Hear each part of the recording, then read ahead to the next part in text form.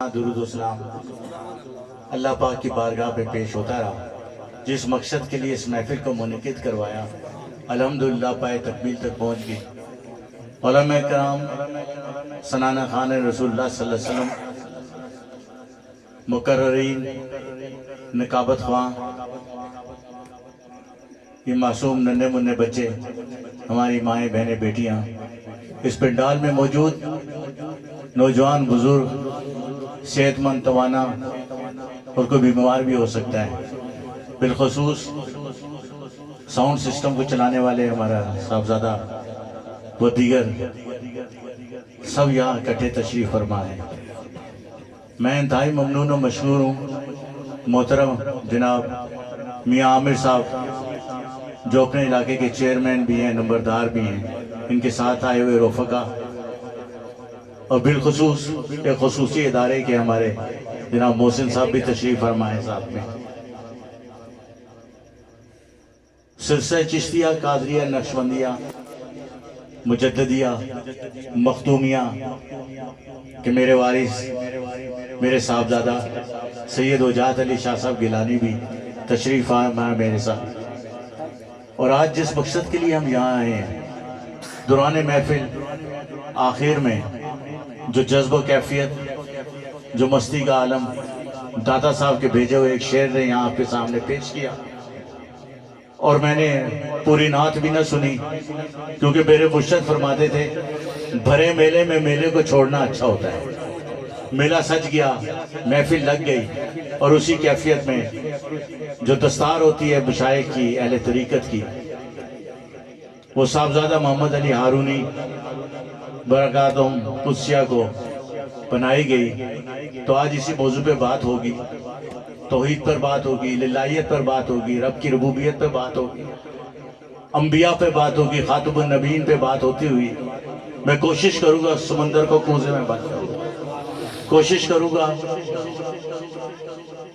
کہ جو وقت آپ نے اس محفل کے لیے اللہ کی بارگاہ میں، اللہ کی پنچایت میں، اس پنڈال میں، اس پارلیمنٹ میں گزارا ہے، اس کا اختتام بھی ویسا ہی ہوگا انشاءاللہ تعالی۔ یہ فضیلت کی دستار کیا ہے؟ میرے آقا صلی اللہ علیہ وسلم کے بعد اصحاب رسول اور آل رسول، پنجتن پاک اس گھرانے نے، اور ان کے بعد 11 اماموں نے، 12ویں امام کی آمد ہے، جو نظریہ پیش کیا، اپنا سفر مکہ سے شروع کیا، مدینہ سے شروع ہو کر کربلا، اور کربلا سے شروع ہو کر ہند و سندھ، مغرب و مشرق، شمال اور جنوب، اس نظریات کو لے کر آگے بڑھ کر یہاں تک چلتے رہے کہ ہمارے اولیاء اللہ نے، آل رسول نے پاک پتن میں اپنے جھنڈے گاڑ دیے۔ کسی نے چشت ہندوستان میں جھنڈے گاڑ کے خواجہ معین الدین چشتی نے 90 لاکھ ہندوؤں کو مسلمان کر دیا، کہ لال شہباز قلندر کی صورت میں ایک تنو طرح سید نے چل کر کایا پلٹ کے رکھ دیا۔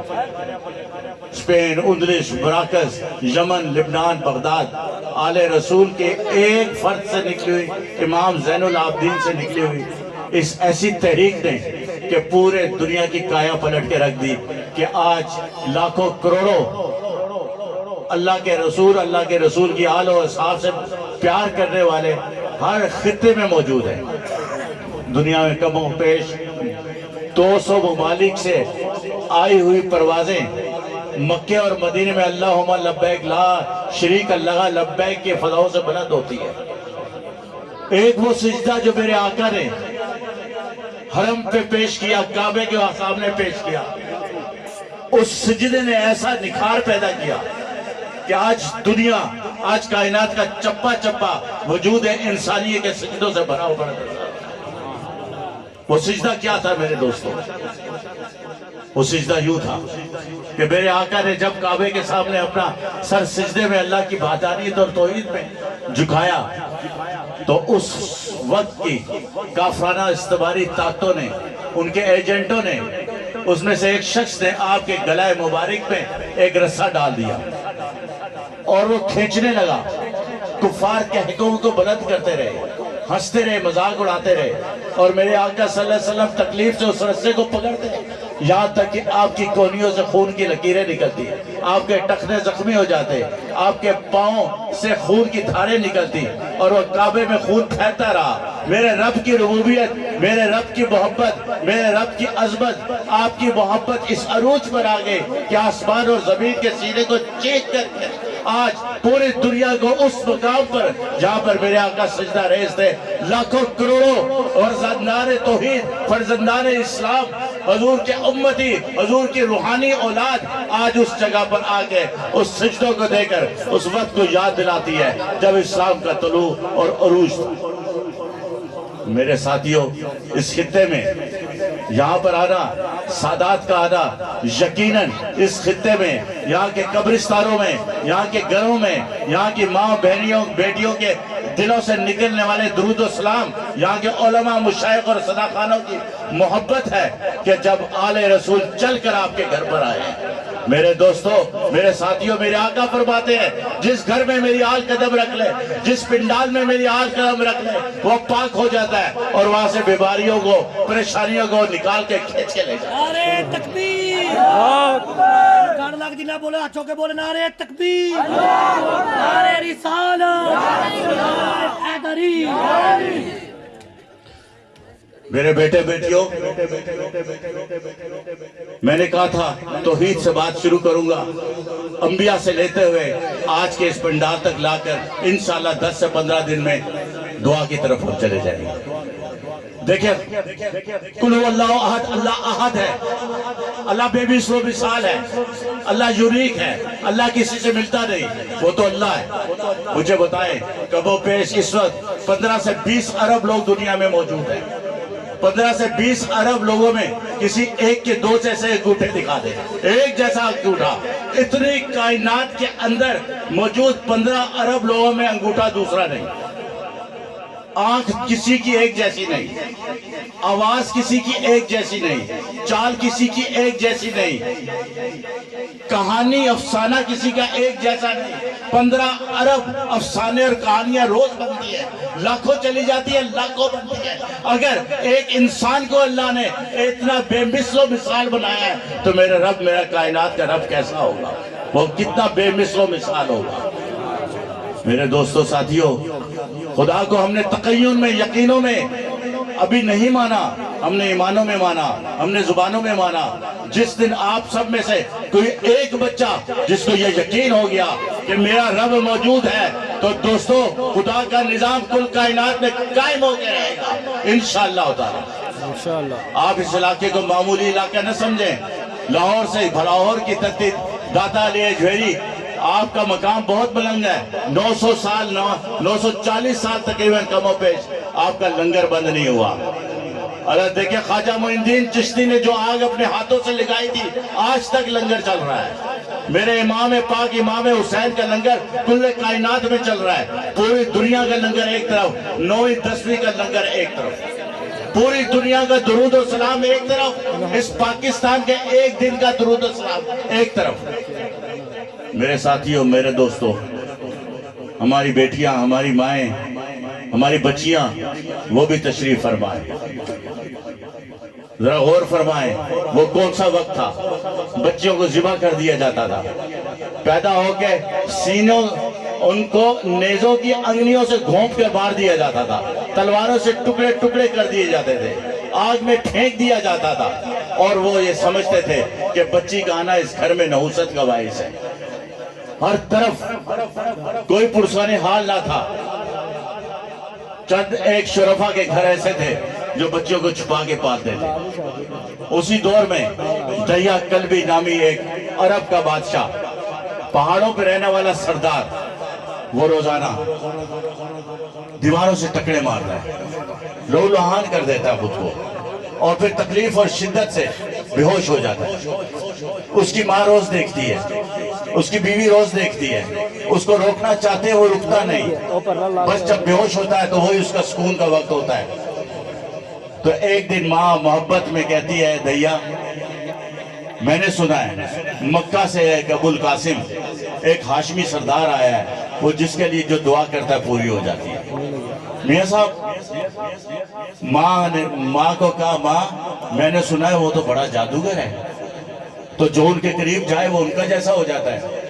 کہتی ہے بیٹا تجھ پہ جادو نہیں چل سکتا، تو نے تو اپنی بچی کو مارا ہے، تجھ پر کیسے جادو چلے گا؟ تو جا تو صحیح، نصیحت تو لے، شاید تیری تکلیف کا ازالہ ہو جائے، اللہ تعالیٰ کوئی رستہ نکال دے۔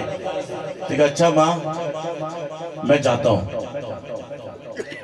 وہ حضور پاک صلی اللہ علیہ وسلم کی خدمت میں آ گیا، اور جب دیکھا کہ صحابہ کم ہوتے جا رہے ہیں، پھر دیکھا ایک اور گروہ آ گیا، پھر وہ سوچتا ہے، یہاں تک کہ رسول اللہ صلی اللہ علیہ وسلم فرماتے ہیں بتا کس ارادے سے آئے، کیا چاہتا ہے؟ ٹھیک ہے مسلمانوں کے سردار، میرے ساتھ ایک مسئلہ ہے، میں آپ سے تنہائی میں بات کرنا چاہتا ہوں۔ حضور نے فرمایا سب کے سامنے بیان کر۔ کہتا ہے کہ کیا میری تکلیف کم ہو جائے گی؟ آپ نے فرمایا اللہ کا رسول وعدہ کرتا ہوں تو سب کے سامنے بیان کر، میں سب کے سامنے تجھے زبان دوں۔ اب وہ دیا قلبی کہتے ہیں اللہ کے رسول مجھ سے ایک ظلم ہوا ہے، میرے گھر میں اللہ نے ایک بچی دی، اس کو میں پالتا رہا، وہ 6 سال کی ہو گئی۔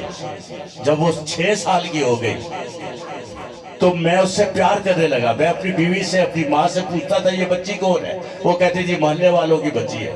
وہ بچی آتی مجھ سے لپٹ جاتی، مجھے ایسا پیار ہو گیا میں اس کو تلاش کرتا، جب وہ نہ ملتی میں پوچھتا وہ بچی کہاں ہے؟ وہ معصوم سی کلی، وہ اتنی پیاری پھول کی مانند، اس کی 2 چٹیاں مجھے نظر آتی، میں اس کو یاد کرتا، جب تک میں اس سے مل نہ لیتا تب تک مجھے قرار نہ آتا۔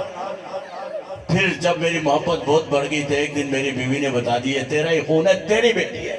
اس دن سے یا رسول اللہ میں اس کو قتل کے منصوبے بنانا شروع کر گیا۔ لیکن میری ماں اور میری بیوی، اس کی پھوپھیاں میرے ارادوں کو بھانپ لیتی تھی، جب میں ایسی حرکت کرتا وہ مجھ سے لے لیتی، یہاں تک کہ میں نے سچ اور جھوٹ کا ڈھونگ رچایا۔ میں نے گھر والوں کو ثابت کیا میں بہت پیار کرتا ہوں، میں نے کہا میری بیٹی کو تیار کرو، میں اس کو تماشا دکھانے لے جاؤں گا، اور میں اس طریقے سے اس کو اپنی سواری پہ بٹھاتا۔ پھر میں نے اپنی بیٹی کو بٹھایا، میری بیٹی کہتی بابا کہاں لے جا رہے ہیں؟ میں نے کہا میں تمہیں سواری دکھانے، بندر کا تماشا دکھانے لے جا رہا ہوں۔ ایک وہ کھڈا جو میں نے زمین میں کھود رکھا تھا وہ میں نے اس کے لیے تیار کر رکھا تھا، میں ویرانے میں لے گیا۔ اللہ کے رسول جب وہ آیا تو میں نے بچی سے کہا اس میں دیکھو، وہ دیکھنے لگی، وہ اپنے آنچل سے میرا پسینہ صاف کرتی تھی، یہاں تک کہ جب میں نیچے دیکھنے لگی تو اس نے کہا میرا بابا آپ کیوں تکلیف کر رہے ہیں، یہاں تو کچھ بھی نہیں ہے۔ میں نے اس کو ٹانگوں سے پکڑ کے اس کنویں میں پھینک دیا۔ میں نے پھینکا، اس کی چیخوں کی آواز آتی تھی، کہتی تھی بابا مجھے بچاؤ۔ میں کیا کرتا، میں اس پر ترس بھی کھا رہا تھا، لیکن کفر کی آگ میرے سینے میں جل رہی تھی۔ پھینکنے کے بعد میں نے کیا کیا، میں نے پتھر اٹھا کے مارنا شروع کیے۔ میں نے ایک بڑا پتھر اٹھایا، میں نے مارا، اس کا خون کا فوارہ اس کے سر سے نکلا، اس کے چھینٹے مجھ پر آئے۔